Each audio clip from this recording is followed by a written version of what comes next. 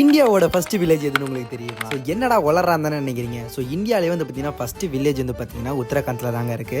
So அதை பார்க்கறதுக்காக தான் நம்ம இன்னைக்கு கிளம்பிட்டோம். போகிற வழி ஃபுல்லாகவே வந்து பார்த்தீங்கன்னா ரொம்பவே வந்து பார்த்தீங்கன்னா செம்ம சீனிக்காக மாறிடுச்சுங்க. நாங்கள் எக்ஸ்பெக்டே பண்ணல. ஏன்னா லாஸ்ட் ஒரு 4 டேஸாக வந்து பார்த்தீங்கன்னா வெறும் ஹைவே தான் பார்த்து ஓட்டிகிட்டு இருந்தோம். ஒரே நாளில் வந்து பார்த்தீங்கன்னா லேண்ட்ஸ்கேப் வந்து அப்படியே டோட்டலாக சேஞ்ச் ஆயிடுச்சு. இந்த ரைடில் நாங்கள் கிராஸ் பண்ணுற ஃபர்ஸ்ட் வாட்டர் கிராசிங் இது தான். ஸோ கொஞ்சம் தூரம் போனோடனே வந்து பார்த்தீங்கன்னா போலீஸ் செக் போஸ்ட் வந்துருச்சு. ஸோ அங்கே நிப்பாட்டி வந்து பார்த்தீங்கன்னா ஆதார் கார்டு அண்ட் டிரைவிங் லைசன்ஸ்லாம் வாங்கிட்டு உள்ள அனுப்பிச்சு விட்டாங்க.